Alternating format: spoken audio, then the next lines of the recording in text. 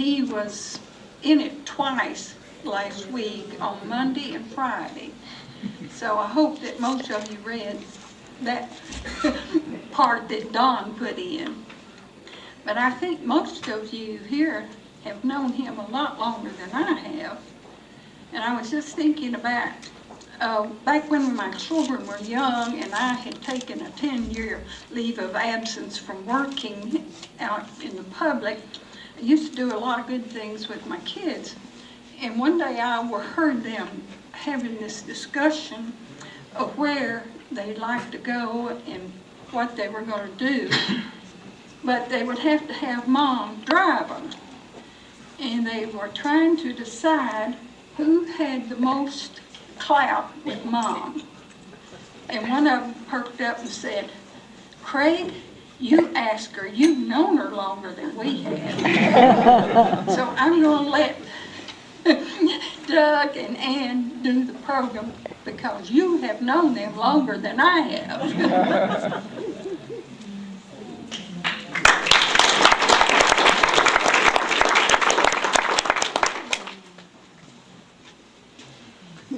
First, I have to turn it on and make sure it's working. Can you all hear me now? Yeah. Can you hear me now? Yes. Can you hear me now? Good. A couple words before we start. When we went on these 2 trips, we were determined that cameras were going to be a secondary factor in our lives. We were just going to go and enjoy.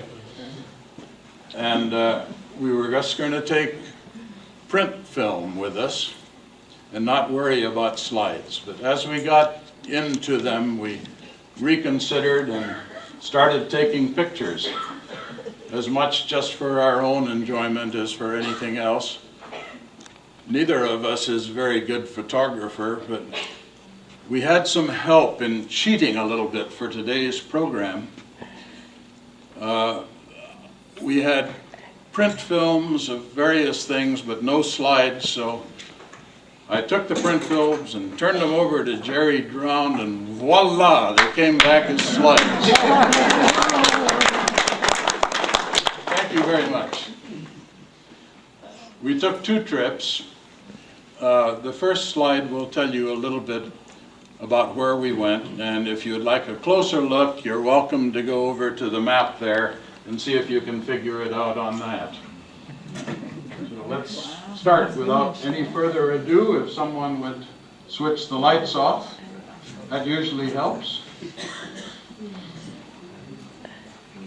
And I'll just sit right here if I may.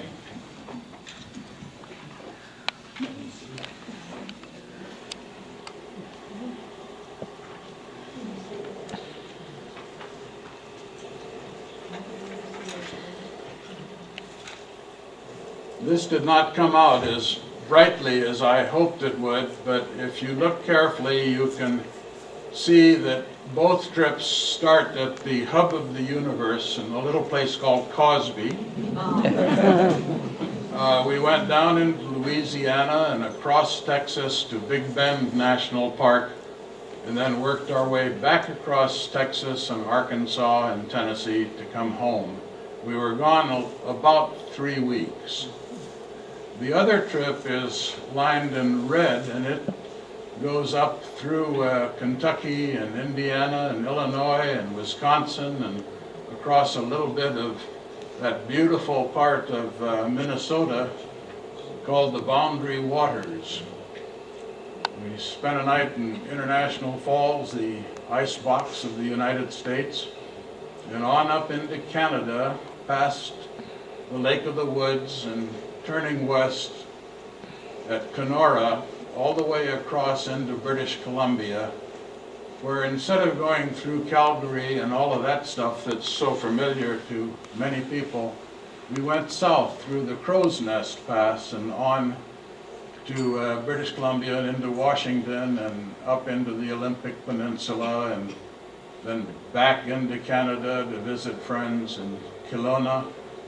And then on our way home, went down into Oregon and crossed Idaho and Yellowstone National Park and down to Mount Rushmore and South Dakota, and then hightailed it for home from there.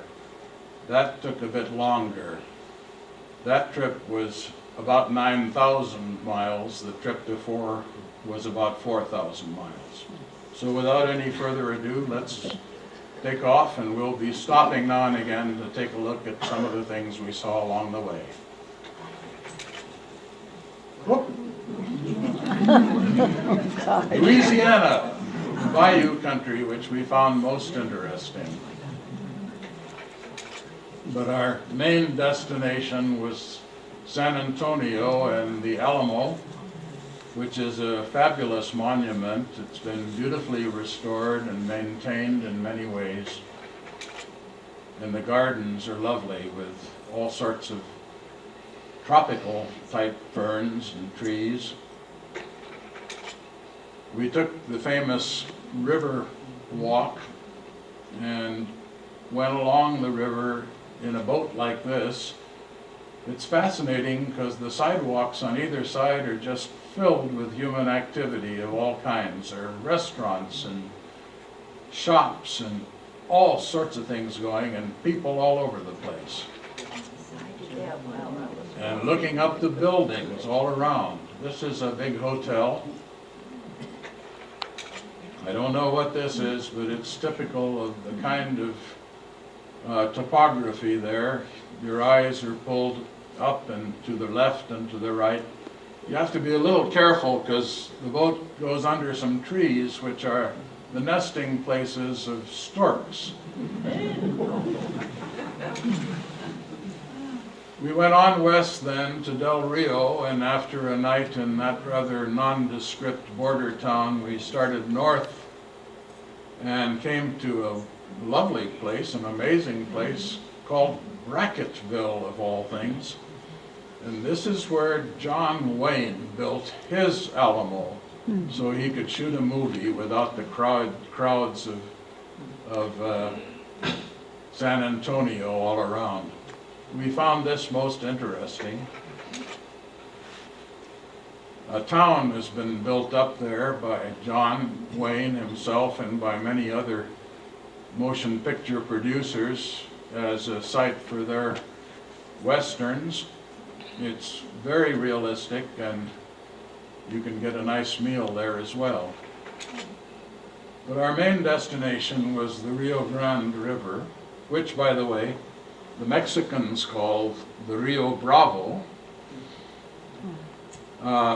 It's not a very impressive river, as you can see. Most of the water that's in the river at this point comes not from the the Rio Grande in Colorado, but from a tributary that comes in from Mexico carrying a larger volume of water. Most of the Colorado water is used up in irrigation along the way. You can walk across parts of it without any difficulty.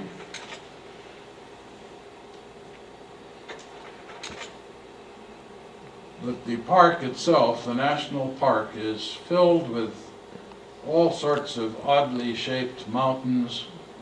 The weather was variable. We didn't have any rain, but some days we had mists and clouds, and other days were clear. Everywhere we looked, we'd see mountains, just the other side of the desert. Strange formations, and no people. We never did write down the name of this plant, which was quite ubiquitous throughout the park, very attractive with those red flowers waving in the breeze. We wrote to stay at the Chisos Mountain Basin Lodge 3 months in advance of our going, and they laughed at us and said the first available rooms are sometime in late August.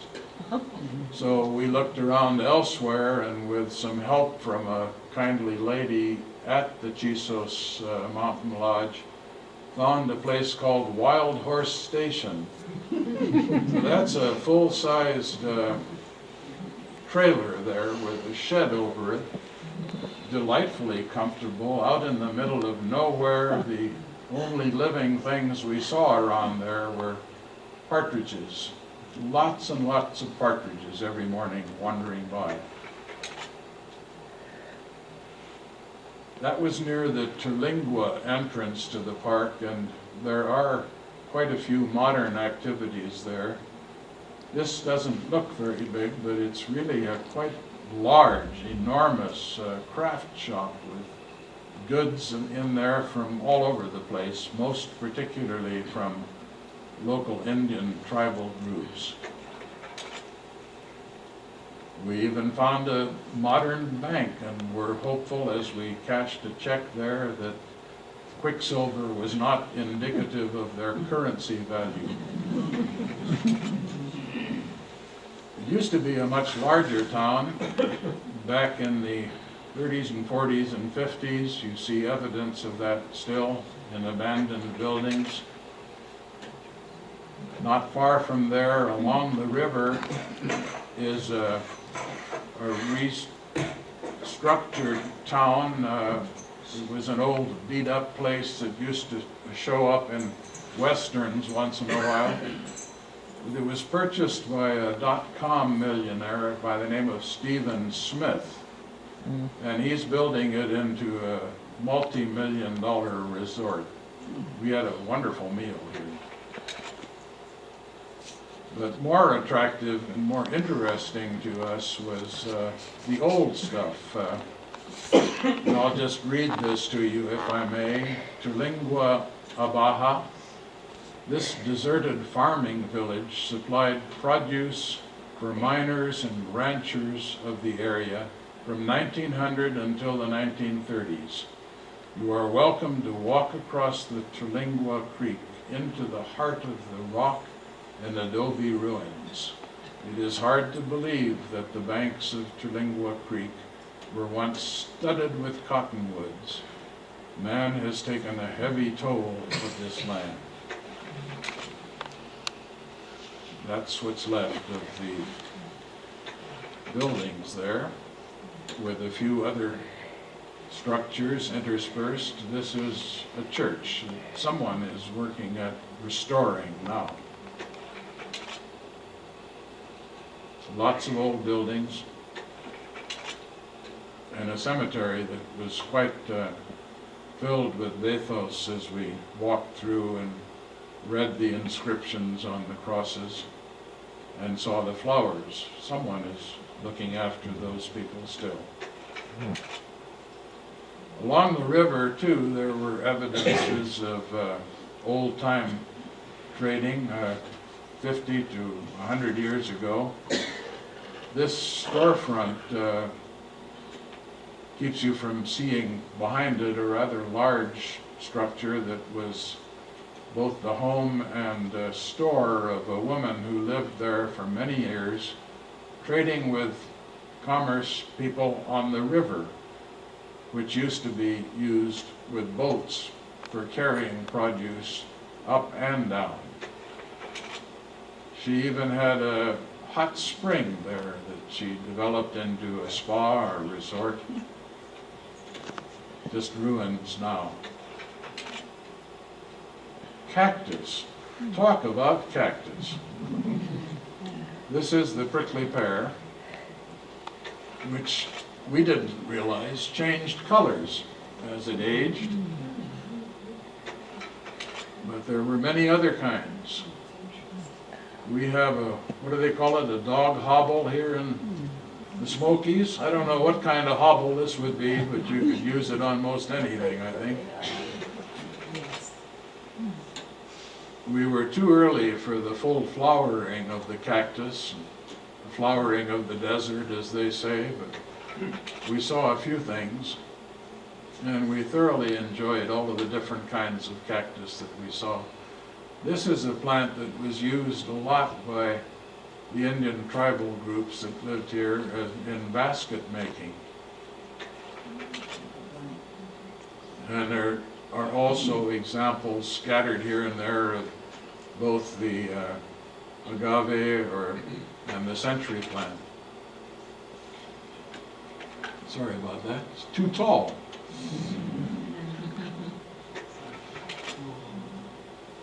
Some other odd-looking cacti. We'd never seen anything like this.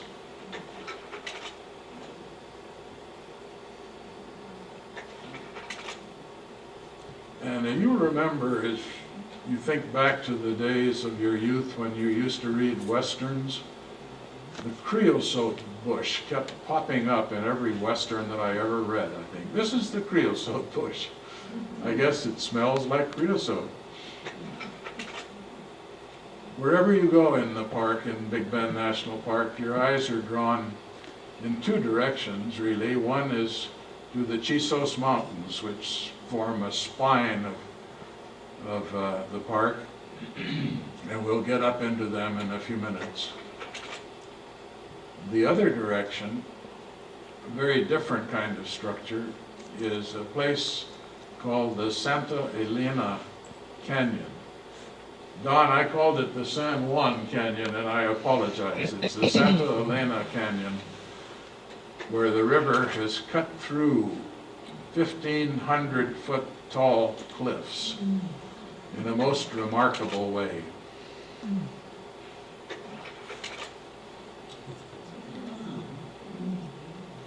You still find people coming through there on boats when the water is higher.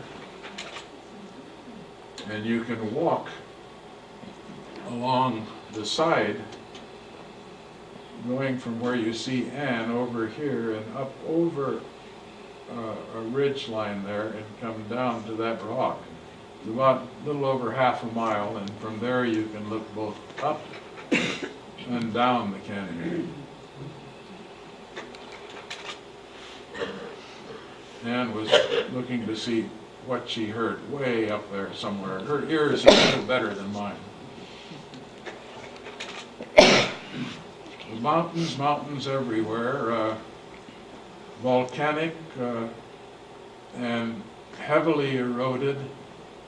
I think the movement of tectonic plates was also involved, so you have different elevations, constant variety, and the wind erosion that occurred has made some wonderful shapes.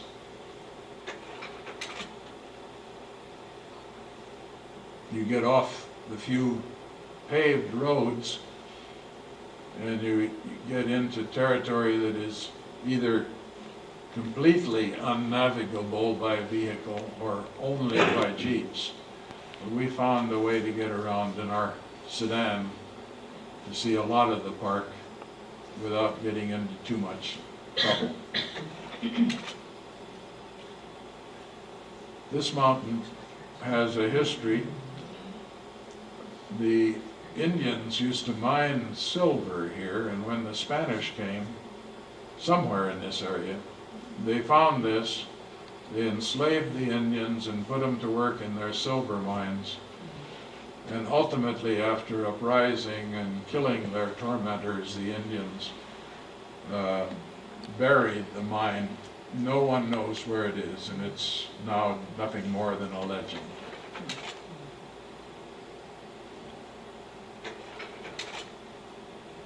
A prominent feature in the park is what they call the mule ears.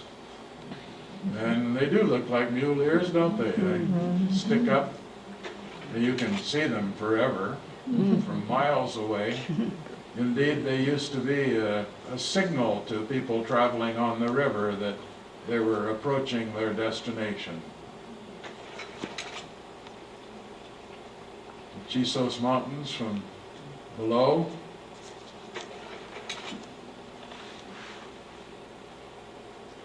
Most of our pictures seem to have highways or roads in them. That's all that's there.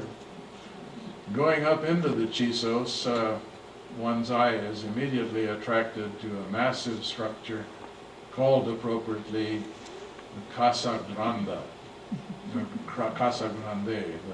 big house. There it is again. You can see a difference in the vegetation as we climb in altitude. And there's a sign saying beware, it's bear and mountain lion country.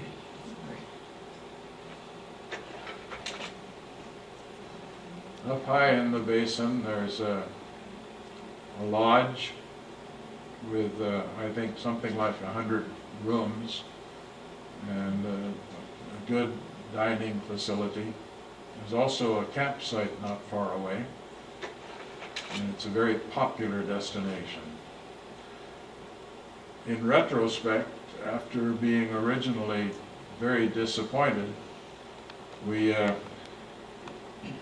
were pleased that we weren't able to get in here. We much enjoyed our place at the other end of the park. That's the highest spot in the park. It's about 7,800 feet. Look at all the trees.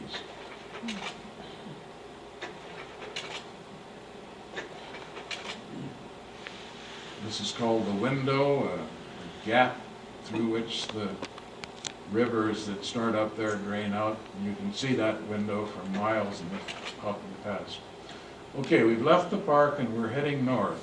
This is in the little town of Marathon, and is a famous hotel. We wanted to spend the night there, but they said, well, you might get in 2 weeks from now if you wait. And we said, well, can we at least eat supper here? And they said, well, if you want to wait until 10 o'clock when we close, you might get in.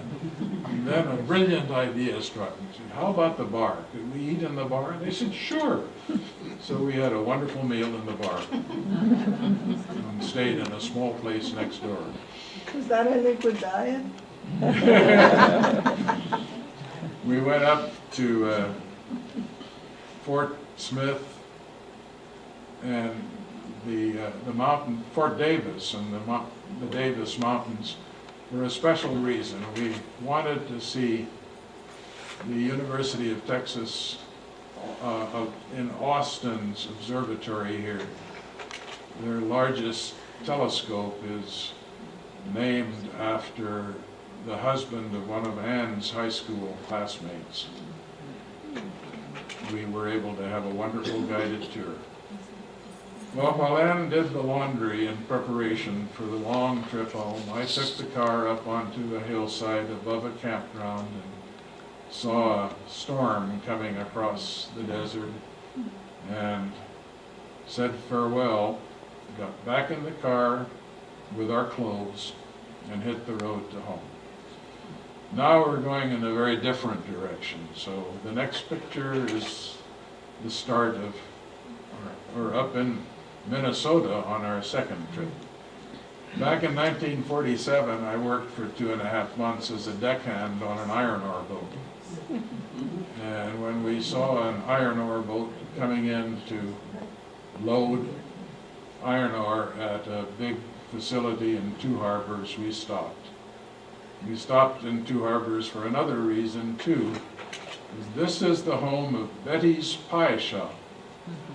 And Don Beeler told us all about Betty's Pie Shop and about many other things in Minnesota. He was right, the pies were wonderful. We each had a lard piece and then inquired to see whether we could send a pie to Don with our thanks. And they said, sure we can. Overnight will be $38.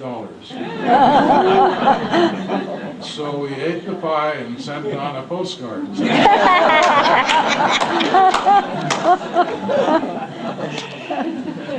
Going up north into Canada, this is one of the outlets from the Lake of the Woods, which is a fabulous body of water. We had no idea that there's so much water up there. It just goes on forever. The town of Kenora, where we started our trek across the prairies, was a beautiful, sophisticated town with all sorts of boating and airplane activities.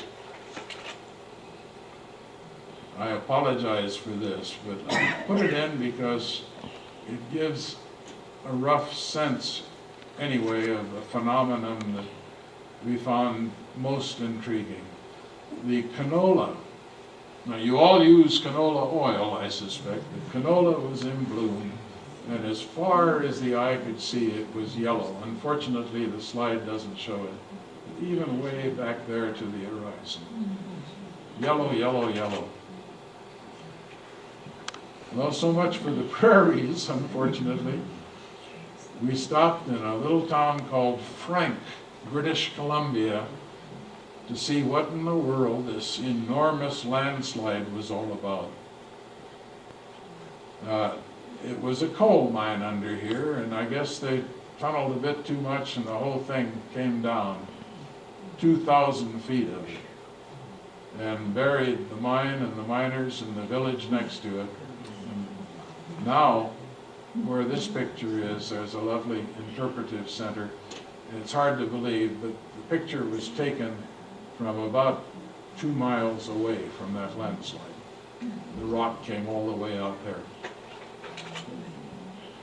Another big thing we saw there in British Columbia was the Titan in Sparwood, the world's largest dump truck. You get an idea of how big it was. It was used in coal mining when they were stripping off the top of this mountain here. Built by GM, the 3,600 horsepower engine, big. There was a guy standing there telling us that he used to drive it. And when we went inside, we found that he told all of the tourists that. To the coast of Oregon. And the San Juan Mountains in the distance. Deception Pass Bridge. George Vancouver was fooled by this pass. He thought it was something else and changed his plans accordingly, and then later discovered it was a way through that he could have used. These plants, wonderful plants, ocean breeze plants all along the coast there. These were taken on Whidbey Island, and up close up, they're delightful. On into the heart of the Olympic Peninsula now, Olympic National Park. This is Hurricane Ridge, a wonderful viewpoint with a large visitor center, surrounded by lovely flowers and looking out to the peak, which is about 8,000 feet in elevation. Not big by mountain standards, but big enough to interrupt the flow of air and create in its shadows 3 wonderful rainforests. Temperate rainforests. The animals are pretty tame. This elk came right up and took a nap right next to where Ann was standing. The rivers coming down from the mountain are gorgeous, fast moving, filled with fish, and the wildflowers are very attractive. There's some lovely lakes there too. This is a lake called a Crater Lake, I believe, that we went by. And the trees are big. This one's pretty broad in the V. The tree, that is. Those rainforests are festooned with moss. They remind you of parts of the southeastern United States. The trees are temperate. Lots of ferns and greenery underneath them. And you can see evidence of where elk have rubbed their antlers. The big trees that have fallen down have provided a nursery for new trees to come up. They're called nursery logs. You can see how the trees have taken root. They're coming up. You see a whole line of them in some places. Another big one at the start of a nature walk in the Hoh rainforest. These are cypress, I believe. And there's western cedars, there are hemlocks, and there's Sitka spruce, which are enormous. This one is about 300 feet tall, the sign said, and you could never get into a position where you could film the whole thing. This was stolen off of a postcard. It's the Solduck River, pretty little falls. We weren't able to take a picture there, but it gives you the idea. Trees, trees everywhere. And finally, the time to leave the Olympic Peninsula behind. That's Mount Rainier in the distance there. And Seattle is down here in the mist and smog. But our desolation at having to leave there was ameliorated by the fact that we traveled after a couple days of rest in Bellingham with friends through the Cascade Mountains, which are also lovely. Rugged mountains, beautiful roads, rushing streams. We were heading to a point in north central Washington where we crossed into Canada and went up the Okanagan Valley to the city of Kelowna, a place we had never dreamed existed. This lake, Okanagan Lake, is in a desert, almost desert-like environment. It's surrounded by mountains that are covered with snow in the winter, and yet they have a very mild, temperate climate here. It's wonderful for grapes and wineries and citrus fruit. We have the best cherries we've ever eaten here. And we stayed with good friends of ours from Nepal days who had later spent some 8 years in Japan, and they adapted some Japanese customs. It's wonderful what you can do with some gravel, some stones, some greenery, and most importantly, some imagination. That's a plant that you're all familiar with, but maybe have never seen. That's lavender. It grows on long stalks, and the scent as you go by a field is spectacular. Down south now to the Columbia River Gorge, which is a fascinating area with beautiful highways along either side, lovely long views, most interesting. But our destination was Mount Hood Hamlet, where with 2 other couples we holed up for 4 days of fellowship and roaming around the beautiful part of the world.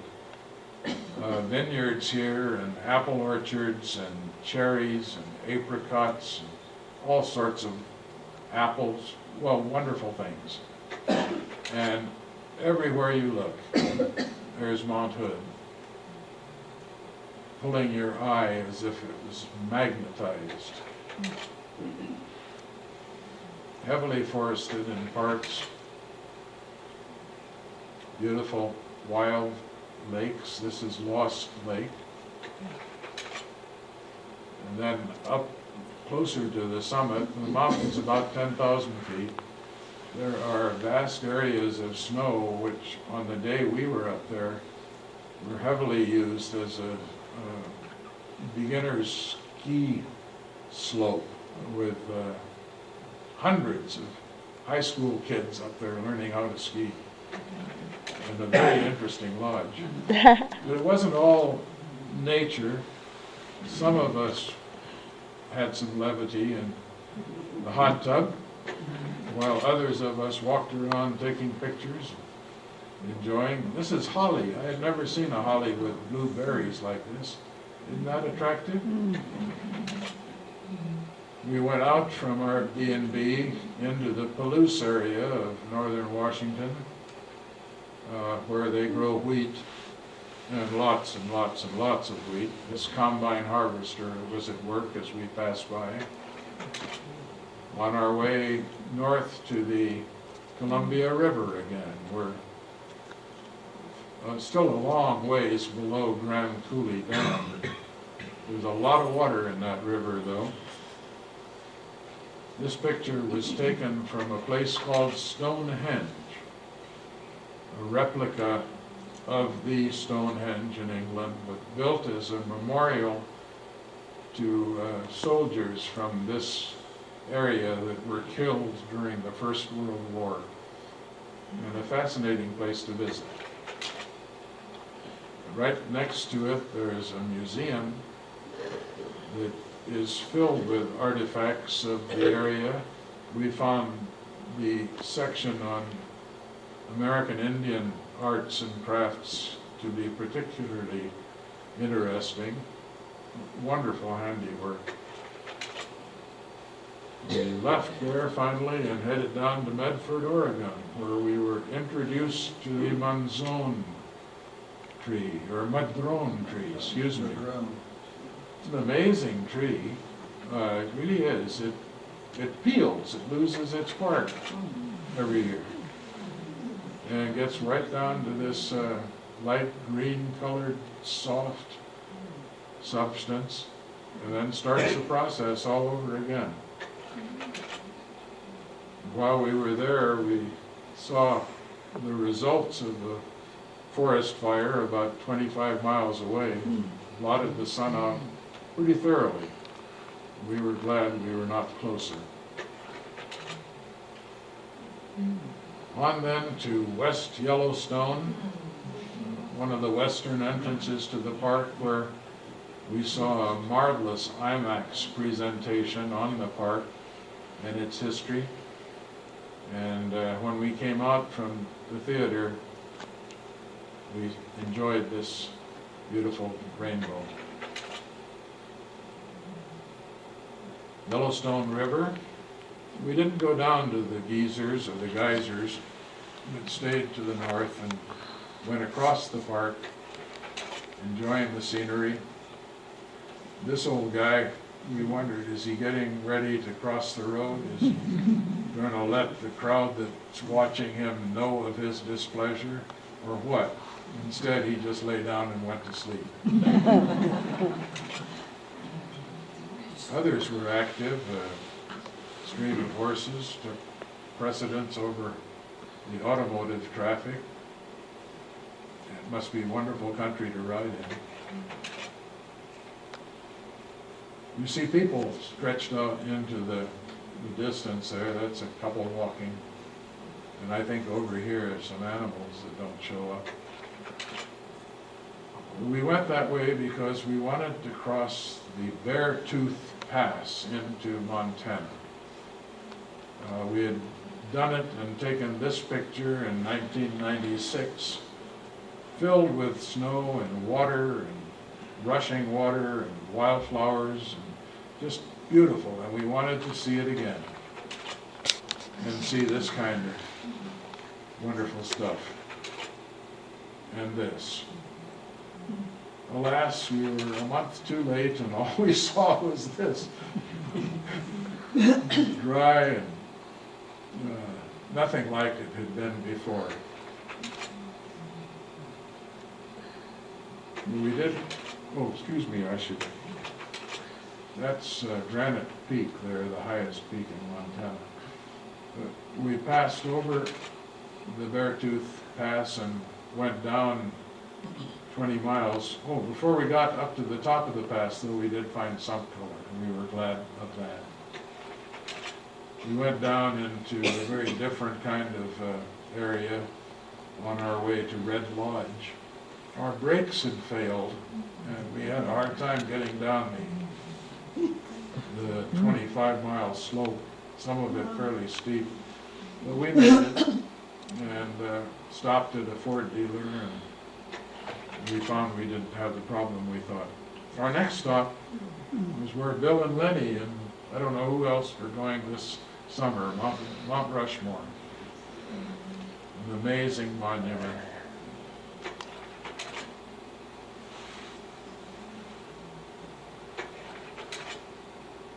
Those huge figures looking down on you. This is just one, and you can imagine how big four are. Now I want to show you something else. This is about 35 miles south of Mount Rushmore, And it is the Crazy Horse Monument. The 4 presidents of Mount Rushmore would fit into this area here. You can get an idea of the scale. You can see his face already. His arms stretched out. The head of the horse will come down here. And this is what it's going to look like when it's finished.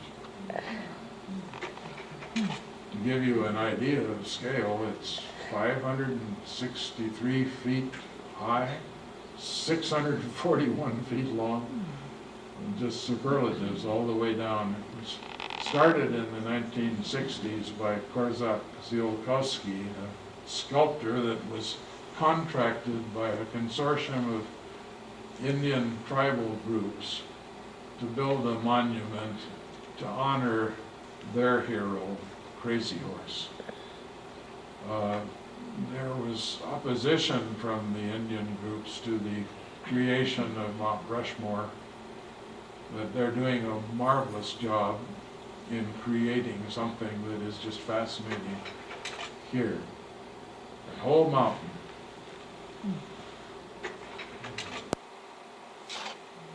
From the visitor center, which is a fabulous place with marvelous museums of Indian culture and art, you have this distance view of Crazy Horse, and in the foreground a pair of stallions fighting, something done by the sculptor Korzak.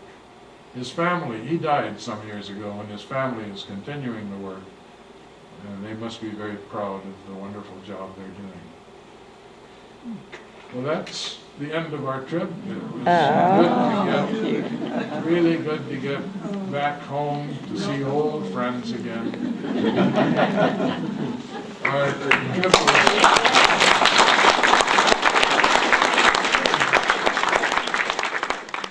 was